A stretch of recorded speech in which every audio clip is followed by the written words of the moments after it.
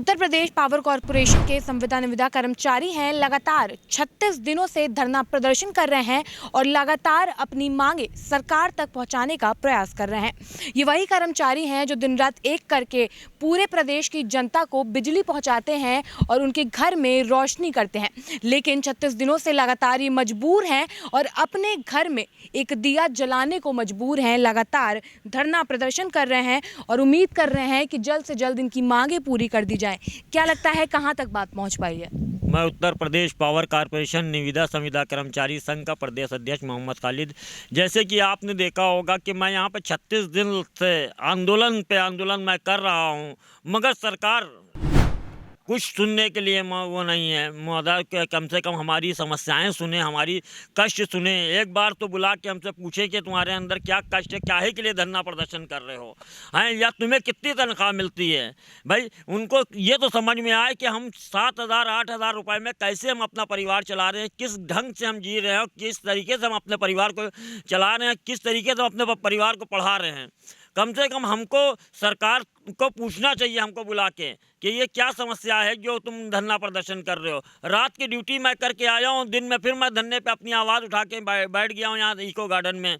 और ऐसे मैं लगातार मतलब उपभोक्ताओं को मैं लाइट बिजली सही भी करते हैं उनकी, और उनकी समस्याएं भी सही करते हैं, और फिर भी हम यहाँ पे आते हैं अपनी आवाज़ उठाने के लिए।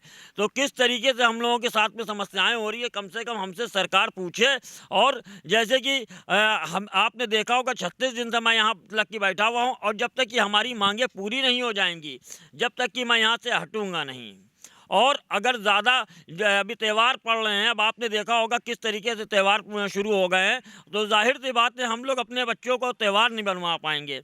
तो उन बच्चों को भी हम यहीं ला के इको गार्डनिंग में बैठा लेंगे कि यहीं, इसलिए हमारी स्थिति नहीं है उनको त्यौहार बनवाने की। तो जाहिर सी बात है यहीं इको गार्डन में बच्चों के साथ में, परिवार के साथ में यहाँ धरना प्रदर्शन करेंगे।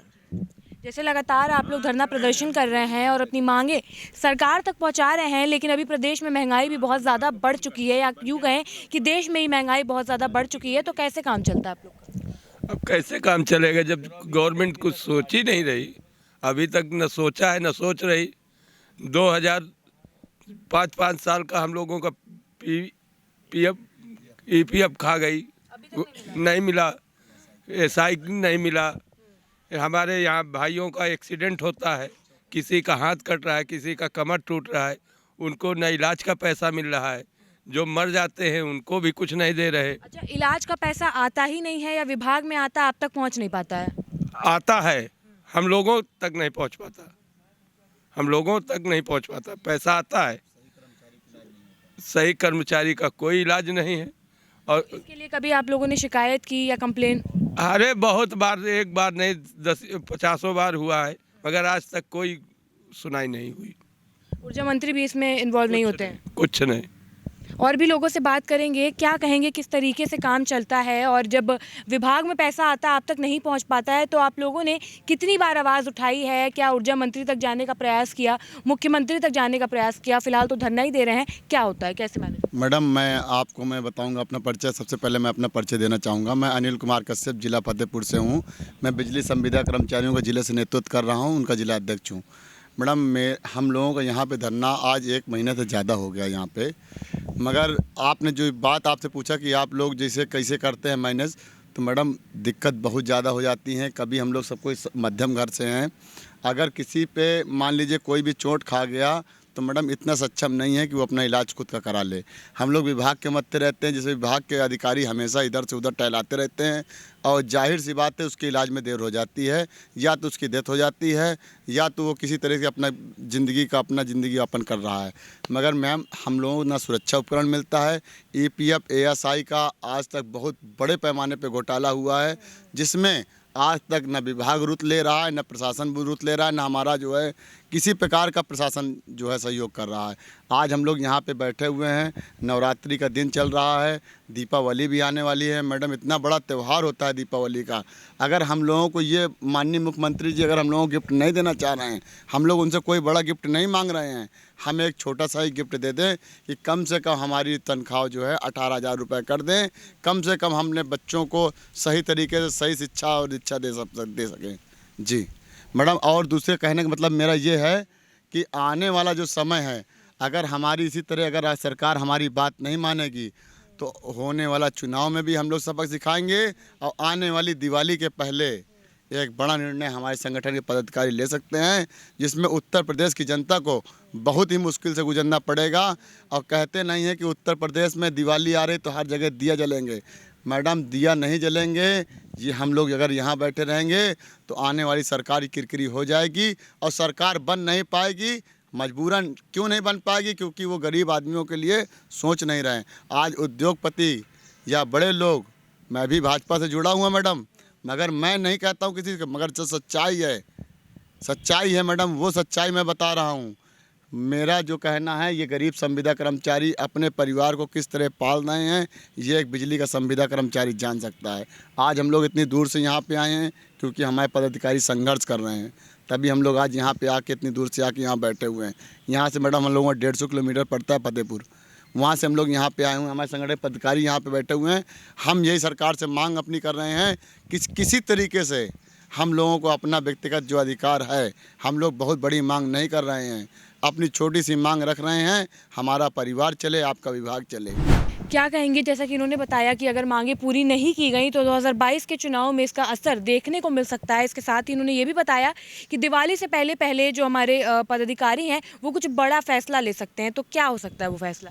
मैं सुशील कुमार, कार्यालय मंत्री, उत्तर प्रदेश निविदा समिधा कर्मचारी संघ से। अभी हमारी लखनऊ जिले की कार्यकारिणी की बैठक होगी, जो संभावित हमारे जो पदाधिकारी बनाए गए हैं उस पर लखनऊ स्तर पे अभी निर्णय लिया जाएगा। लोकल कार्यक्रम है और उसमें जो निर्णय होंगे आपको बताए जाएंगे।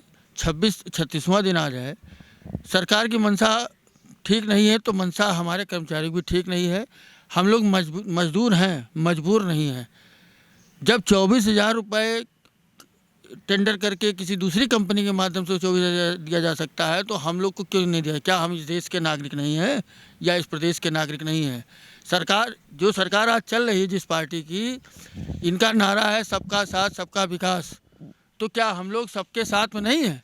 एक तरफ से जितने गरीब हैं हमारे बिजली विभाग के सहित अन्य विभाग के लोग भी, उन्होंने ये सोच के वोट दिया था, भारतीय जनता पार्टी सरकार बनाई थी कि ये सभी पार्टियां ये करती वो करती। वर्ष 2000 से घोटाले हो रहे थे।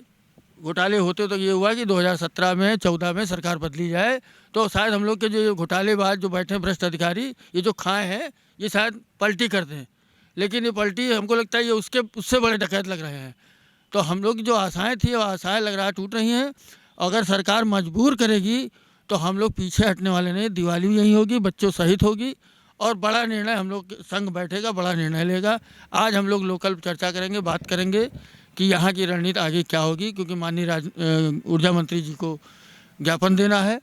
हमारे मध्यांचल की टीम को नियुक्त किया जाता है या जिले की जाती है या केंद्रीय कार्यकारिणी जाती है, इस पर तय होना है और आगे की रणनीति भी तय होनी है। मुख्यमंत्री जी के यहाँ भी हम लोग को जाना है।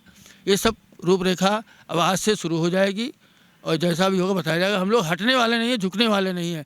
चाहे 22 यहीं चुनाव यहीं से होगा, हम लोग घर तभी जाएंगे जब अंतिम निर्णय हो जाएगा। या लिख के दे दें कि आप लोग देश के नागरिक नहीं हो, प्रदेश के नागरिक नहीं हो, आप लोगों को हम कुछ नहीं दे सकते हैं, तो हम लोग चले जाएंगे। जैसे आप लोगों ने पहले बताया था कि शक्ति भवन का घेराव हो सकता है, एक बड़ा धरना हो सकता है आने वाली 15 तारीख को, तो क्या उसकी तैयारियां भी साथ ही साथ चल रही हैं? उसकी तैयारी चल रही, बिल्कुल बहुत ज़ोरों से।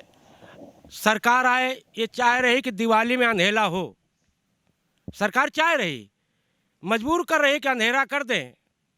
लेकिन अगर सरकार की ऐसी मंशा रही तो अंधेरा जरूर होगा। बहुत पूरे उत्तर प्रदेश में अंधेरा जरूर होगा।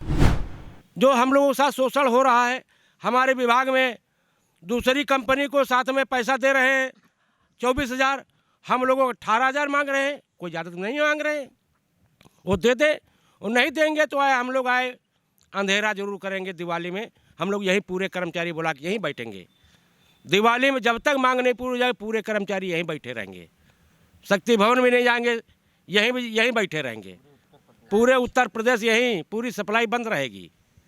अब ये कार्य बहिष्कार कराया चाह रहे हैं, सरकार करवा रही, हम तो नहीं करना चाह रहे हैं। उपभोक्ता अपने परेशान करें, उपभोक्ता को परेशान करने की नहीं तो है। जैसा कि आपने देखा, जो निविदा संविदा कर्मचारी हैं वो लगातार धरना प्रदर्शन अपना आगे बढ़ाए हुए हैं और लगातार ठेका प्रथा हटाने की मांग और एक अपनी जो इनकी सैलरी होती है उसको बढ़ाने की मांग को ले रहे हैं, क्योंकि इस बढ़ती महंगाई में जो वेतन इन लोगों को मिलता है वो कहीं से भी भरपूर नहीं हो पाता है। परिवार का चलाना, परिवार का पालन पोषण करना नहीं हो पाता है।